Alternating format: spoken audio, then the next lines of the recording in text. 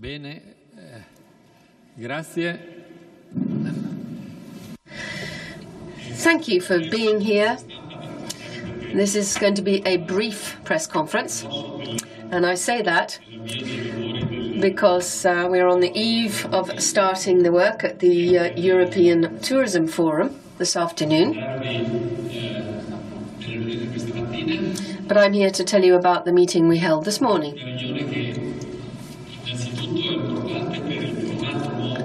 The key thing about this meeting, first of all, is that it was a new format. The Italian presidency wanted to bring these particular ministers together for the very first time. So it's the first time we brought ministers for culture and ministers for tourism together from all sorts of European countries, not just the European Union member states, but also the candidate states and from the EFTA states.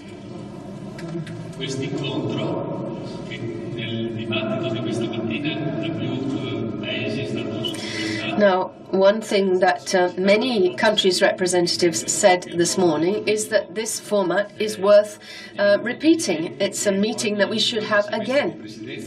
Now, this tourism forum is a regular occasion. Every year it's held by the presidency in office.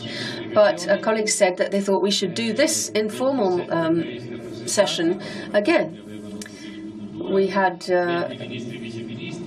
many representatives from each section, 20 ministers of culture, ministers of tourism. We had the two chairs of the European Parliament committees, the Transport and Tourism Committee and the Culture Committee. And here we have the Commissioner, European Commissioner, Mr. Nelly Ferrocci, who's responsible for this area. I'll be giving him the floor in a moment. Now, it might seem a bit strange to you that it's the first time that ministers of tourism and culture have actually got together in this way. Italy's taken a decision that it's in its ministry, both topics are covered by the same ministry, but not that many countries do that. There are a number of countries who have these issues separate. There is a candidate country, Turkey, for example, which covers both under the same ministry, but in most, I think, these are dealt with in two separate and distinct ministries. Obviously, it's up to each state to decide. It's their sovereign right and to make the choices they think appropriate. We have a similar situation in the European Parliament, for example, and the Commission. But even if they keep them separate and deal with them in separate ministries or departments, it's very important to establish the right synergies between the two, between tourism and culture. I think pretty well everybody who spoke this morning felt that we needed to make sure that these two sectors dovetail, that there is this synergy. We're not just talking about domestic or European tourism, we're talking about international tourism. Europe is the #1 tourist destination in the world, and it has tremendous potential for the future. More and more countries are joining the tourism market. More and more people are becoming tourists for the first time. And they come to Europe mainly for cultural reasons, to come to these great cities, the cities where there is art and culture, and the little villages of Europe. All that history and culture is what attracts these tourists. And we can be competitive, we can be attractive if we invest in diversity. Because if you come to the European continent, you're bound to go through different countries, different languages, different cultures, and have those varied experiences. So there's a tremendous amount to offer. And we should be investing in tourism, not just because it's important. And we should be investing in culture, not just because it's an important factor for identity. It's also a way of establishing dialogue among the countries in the Mediterranean, for example. We need to invest in culture for those reasons.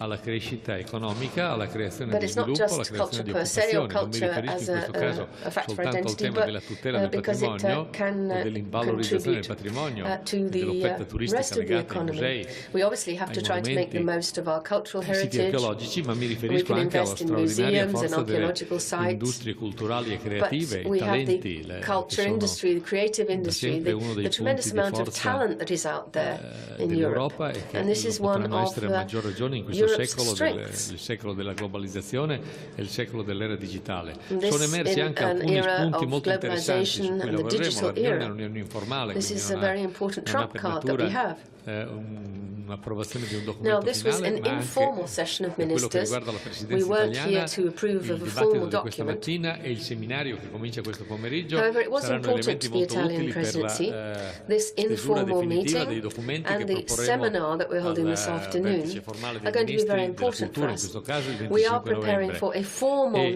usciti molti temi interessanti, vi dico soltanto alcuni. C'è la volontà di fare un investimento molto forte sugli itinerari che legano, itinerari che attraversano più paesi e che sono un modo di legare e un modo di far attraversare i confini in un'unica fortissima offerta turistica sul mercato mondiale. È emerso il tema del rapporto con le organizzazioni internazionali e di tutti gli interventi che si possono fare e supportare come singoli paesi, come Unione Europea, in materia di tutela del patrimonio. Siamo entrati in un drammatico secolo in cui le guerre, essendo motivate da ragioni pseudo-religiose, arrivano a colpire simboli di una cultura o di una religione diversa, anche se sono grandi monumenti, patrimonio dell'umanità, proprio perché sono simbolo della diversità.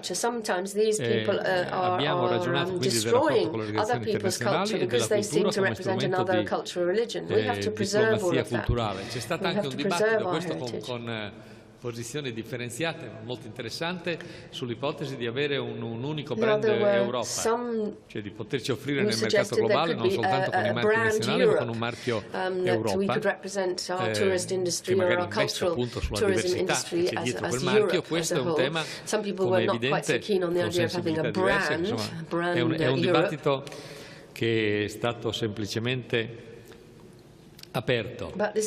Abbiamo ragionato degli scambi più possibili tra esperienze nel settore della cultura, tra giovani artisti, e abbiamo ragionato dell'esigenza di uniformare il più possibile la politica dei visti, e diversi paesi si sono mostrati interessati al fatto che Expo, che come sapete a Milano nel 2015, come è evidente, se sono vere le cose che ho provato a dire, che la meta di un viaggio oggi è una meta di un viaggio in Europa. Expo 2015 è un'occasione per tutta l'Europa.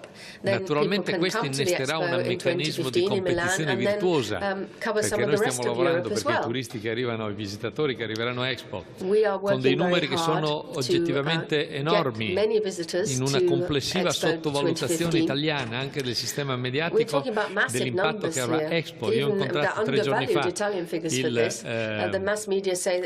la società che si occupa di Expo per il governo cinese. Hanno già prenotato, comprato 1 milione di posti, 1 milione di biglietti per l'Expo, e la cosa che ci hanno chiesto è aiutarli, e siamo ben felici perché è esattamente quello su cui stiamo lavorando, per diffondere la presenza nel resto del paese. Quindi in questo ci sarà una competizione virtuosa e positiva tra chi cercherà di mantenere i turisti o i visitatori di Expo in Italia e chi invece cercherà di attrarli nelle altre mete europee. Ma è tutta crescita per tutti. Le presidenze successive, Lettonia e Lussemburgo, hanno manifestato grande interesse per questo nuovo format e hanno manifestato anche la disponibilità a ragionare se a fianco del forum del turismo ci possono essere nuove riunioni che mettano insieme i ministri della cultura e i ministri del turismo. Io mi fermo e lascio la parola al commissario Nelly Feroci, che è il penultimo giorno di mandato. Grazie Ministro. È vero, domani è l'ultimo giorno del mandato della Commissione Barroso, quindi scade anche il mio mandato, ma nonostante questa particolare coincidenza è stato molto felice di accettare l'invito del ministro Franceschini per venire a Napoli a partecipare sia alla ministeriale informale Franceschini for inviting us here, both to the informal ministerial meeting and also to the European Tourism Forum. The Commission and the Italian Presidency have been working closely together on this. Sono grato al ministro Franceschini per avere deciso di combinare una ministeriale informale dedicata al tema del rapporto tra turismo e cultura con questo appuntamento semestrale del forum sul turismo. Mi sembra che sia stata una scelta molto felice, lo dimostra l'andamento della discussione di stamani, che in parte il ministro vi ha già sintetizzato. Io ho seguito con molta attenzione lo svolgimento dei lavori di questa mattina. Ho detto, concludendo il mio intervento, che naturalmente il mio compito è quello di raccogliere una serie di messaggi per trasmetterli alla Commissione che si insedia a partire dal 1° novembre, in particolare alla commissaria polacca, che assumerà le competenze tra l'altro per il settore del turismo. La Commissione europea, per quanto diciamo le sue competenze siano relativamente circoscritte, essendo quella del turismo e della cultura una competenza soprattutto nazionale, ha sviluppato una serie di iniziative importanti per sostenere quanto stanno facendo gli Stati membri per migliorare la competitività del sistema, per migliorare l'offerta, per migliorare le professionalità, nella convinzione che per quanto i flussi turistici siano costantemente in aumento, il turismo in Europa rischia di vedere sostanzialmente ridotta la propria quota di mercato a fronte di una concorrenza molto aggressiva che arriva soprattutto dai paesi dell'estremo oriente. Ci sono dati che ci dimostrano che già la quota di mercato si è ridotta e c'è un rischio sostanziale che questa riduzione di quota di mercato aumenti ulteriormente negli anni a venire. Da qui la necessità e l'utilità di affiancare alla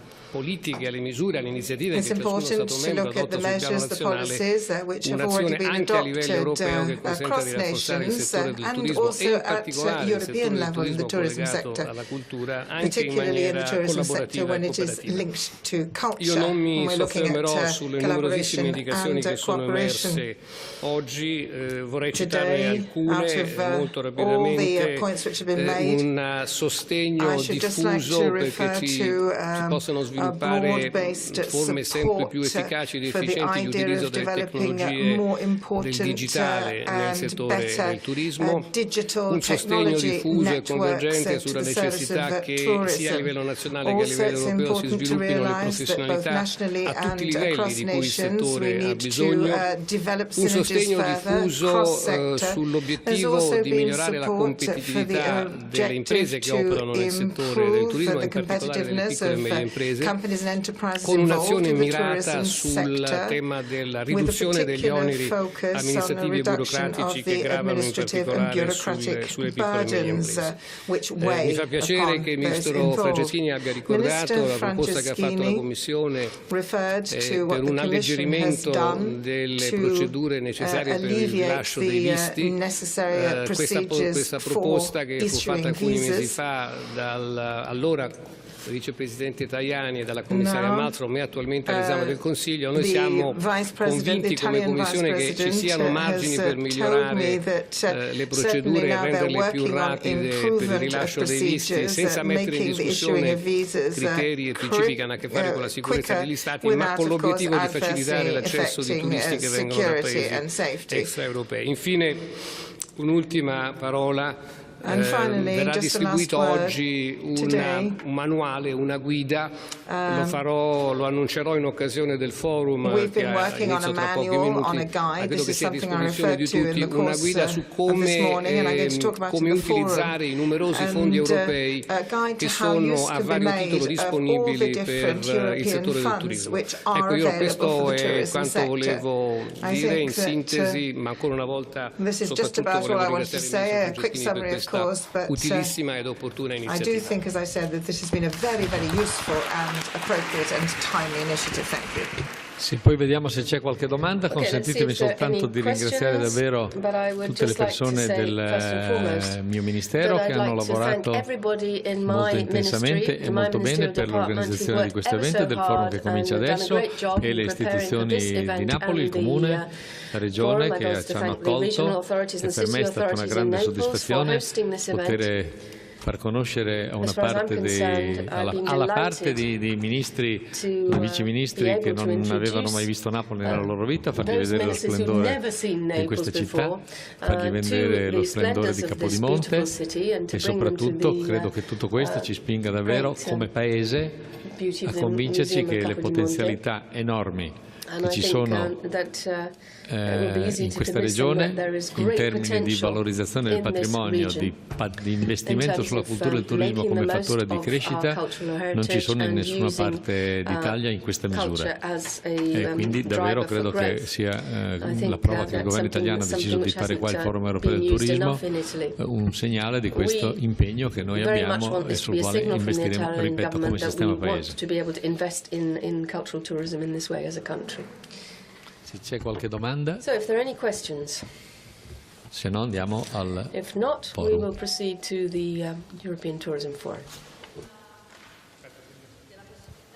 The microphone, please. Microphone. Can you wait for a microphone?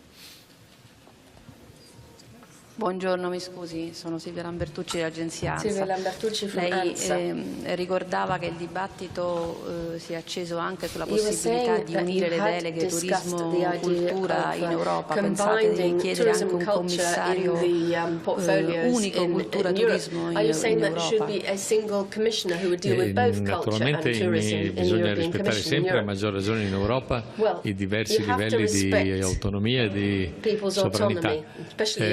Abbiamo valutato che quelle strade si indicano, poi le cose possono avvenire in modo differenziato. Anche nella gran parte dei paesi le deleghe sono differenziate. È vero che oggi avevamo presenti dello stesso governo responsabili del turismo e responsabili della cultura per molti paesi, e io penso che la traccia che è stata indicata dalla mattinata di questa mattina e dal dibattito assolutamente convergente è che bisogna avvicinare il più possibile questi due temi, perché sono assolutamente due facce della stessa medaglia o due aspetti della stessa politica che sono legati e che devono essere sempre più legati. Naturalmente poi i diversi governi nazionali, le diverse istituzioni faranno le scelte che ritengono nelle modalità per applicare questo principio che mi pare assolutamente condiviso.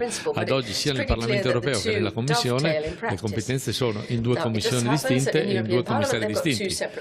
Tracciamo la strada e poi vedremo quello che succederà. Grazie. Beat a path down that road and see where the people follow us. Thank you very much.